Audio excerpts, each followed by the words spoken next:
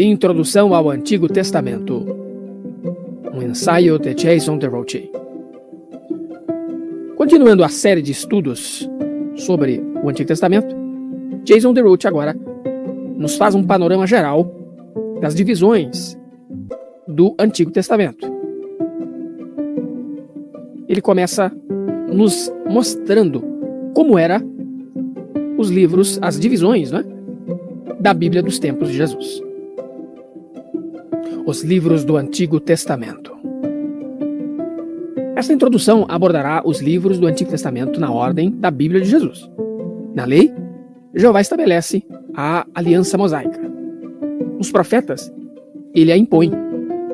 E nos escritos, o remanescente desfruta de sua fidelidade e da esperança de suas promessas messiânicas do reino. Ao longo de todo o processo, ele revela progressivamente seus propósitos de reino que culminarão em Cristo e em sua missão global. A lei. A lei, ou Pentateuco, são os 5 livros iniciais da Bíblia, que juntos narram uma história estreita desde a criação sob Adão e a nova criação sob Noé através de Abraão, e a preservação da família de Jacó no Egito até a aliança de Deus com Israel sob Moisés. A lei detalha a natureza, o propósito e o futuro da aliança mosaica no contexto de todo o mundo. Veja as referências de Gênesis 12, 3 e Êxodo 19, de 4 a 6.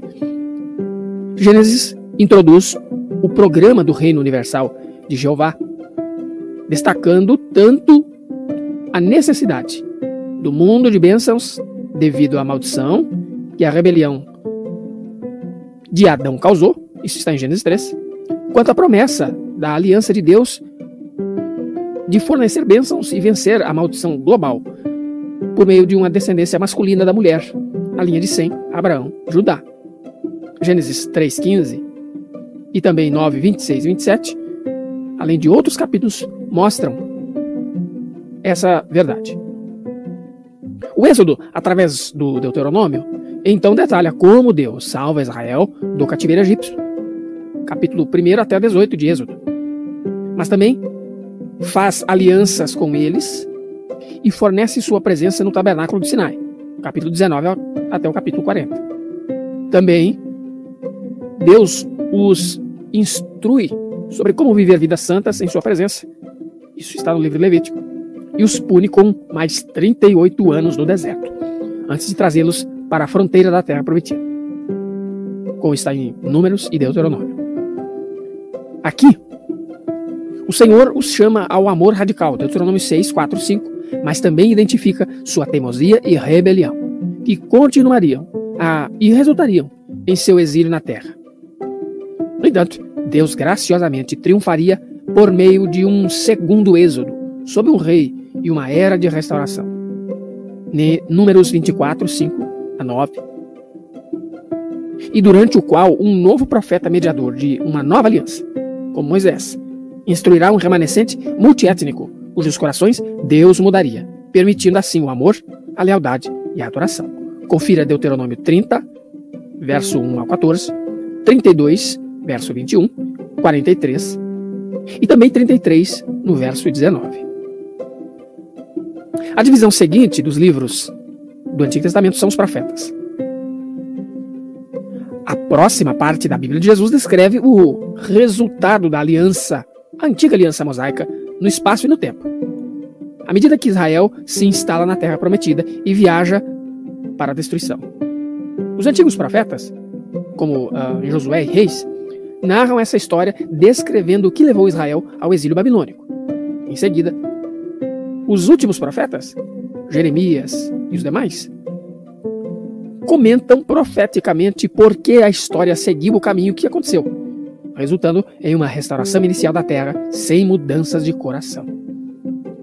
Especificamente, os profetas mostram Deus dando a Israel a terra prometida, estabelecendo uma confederação de 12 tribos, e Javé amaldiçoando a nação enquanto ela age sem um rei e espiral para baixo em ciclos de apostasia, como está no livro de Juízes. Das trevas, o Senhor estabelece a monarquia e, com o tempo, promete ao rei Davi um trono duradouro. Veja 1 Samuel, capítulo 1 e 2 Samuel, capítulo 8. Deus o consideraria um filho. Por meio dele, o trono de Davi será estabelecido para sempre. 2 Samuel 7, 14 e 16. Enquanto a vida de Davi terminou mal, o rei morreu esperando que este vindouro, que governaria com justiça sobre os homens, traria a nova criação como a luz da manhã, armaria a si mesmo com ferro e consumiria a maldição e seus inimigos no fogo. 2 Samuel 23, verso 3 a 7. A própria idolatria de Salomão e a divisão resultante do reino identificaram que ele não era o único. 1 Reis 1:11. De fato, nenhum rei em Israel ou Judá, durante o período do Antigo Testamento, cumpriu as promessas de Deus. Como Moisés previu, tanto Israel no norte quanto Judá no sul continuaram a se rebelar contra a aliança. 2 Reis 17, 14 e 15 mostra isso. Então, em justa raiva, como o próprio capítulo de 2 Reis 17, 18 mostra, Deus, Jeová, usou a Síria para destruir e exilar Israel, e Babilônia para fazer o mesmo com Judá. Confira 1 Reis 12 e 2 Reis capítulo 25. A narrativa agora faz uma pausa para dar voz a alguns dos embaixadores celestiais que Deus usou para exortar o povo a retornar a ele. Os aplicadores da aliança nos últimos profetas acusaram Israel e Judá de violação da aliança mosaica.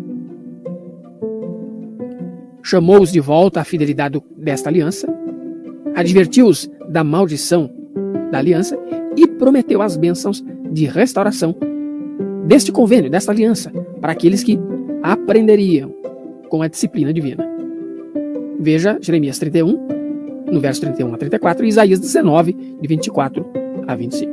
Então, Deus condenou a falta de lealdade desta aliança de Israel, mas prometeu um dia em que causaria lealdade em um novo convênio, uma nova aliança. É isso que está no livro de Jeremias. Ele observou como o mal de Judá forçou sua presença a se afastar de Jerusalém, mas predisse que um dia colocaria seu espírito sobre cada membro individual do convênio desta aliança, permitindo assim a obediência. É a mensagem do livro de Ezequiel. Ele enfatizou como o povo rejeitava sua realeza e carecia de sentidos espirituais, mas previu um dia em que reinaria universalmente através de um rei servo messiânico, em uma nova criação cheia de povos de todas as nações, apreciando sua glória. É a mensagem de Isaías. E finalmente, enquanto ele enfatizava a infidelidade espiritual de Israel, ele lhes assegurou de sua fidelidade e que um dia julgaria e renovaria o mundo. Está nos profetas menores. Jeová, Deus, então, triunfaria sobre o mal por meio de um rei davídico. Citações como Jeremias 23, de 5 a 6, Ezequiel 37, 24, Isaías 9, de 6 a 7, atestam essa realidade profética. Este que triunfaria como um rei davídico faria através de sua morte substitutiva. Confira Isaías 53, 5, 6, Isaías capítulo 11, 12, e também Zacarias 12, 10 e 13, 1. Este profetizado lideraria um segundo êxodo, que iria redimir as pessoas de todas as nações.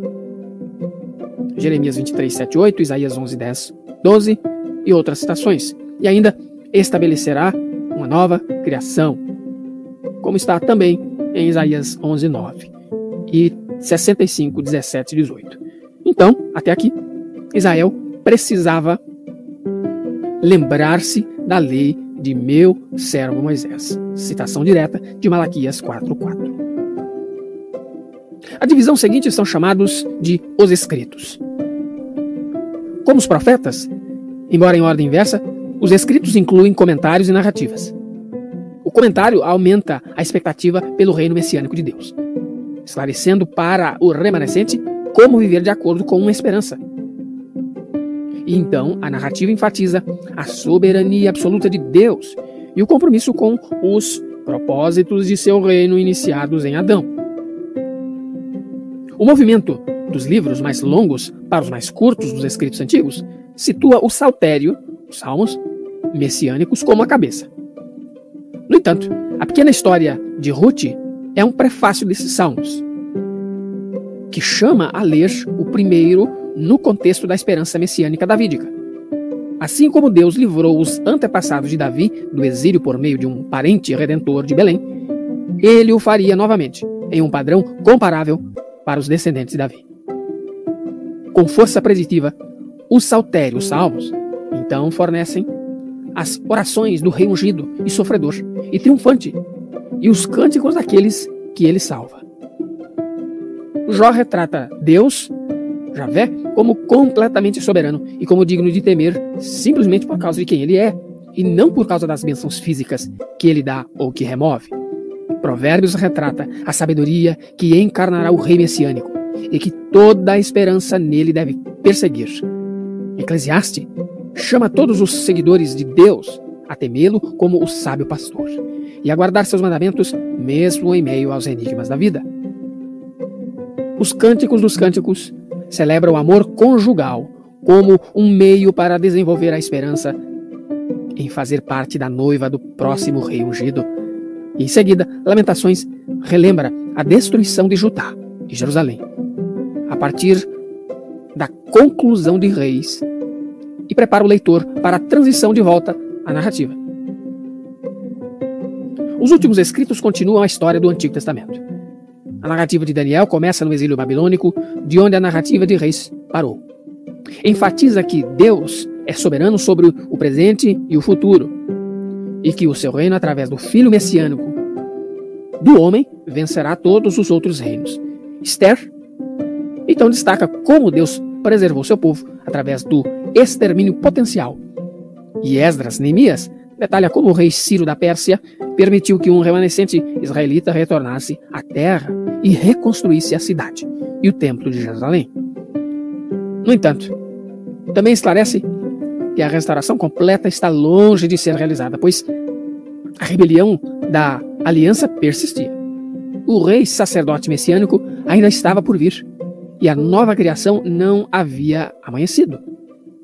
Crônicas termina a Bíblia de Jesus começando com Adão e focando na centralidade da adoração e na esperança do reino davídico. Sua genealogia, iniciada em 1 Crônicas, capítulo 1 até 9, identificam que o que o Senhor começou com Adão, ele continua, e que toda a história desde Adão estava se preparando para a vinda de Davi. A história prossegue lembrando o destino de Israel desde Davi até o exílio de Judá e o decreto de Ciro. 1 Crônicas 10 e 2 Crônicas 36. O decreto de Ciro encerra o livro, levando o leitor a antecipar a vinda do servo rei, que Isaías disse que seguiria Ciro. Isaías 44, de 28, e também 45, verso 1. E este traria a reconciliação total com Deus. Isaías 53, 11 e 12, e confira também Daniel 9, 24.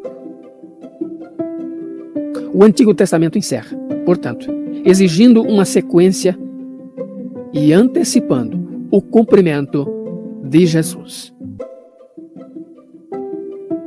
A mensagem e a função do Antigo Testamento no cânon bíblico. O Antigo Testamento é a escritura cristã, escrita para a nossa instrução. Veja o que está em Romanos 15, 4 e confira também 1 Coríntios 10, 11. De longe, os profetas antigos viram e saborearam o Messias vindouro e sua missão.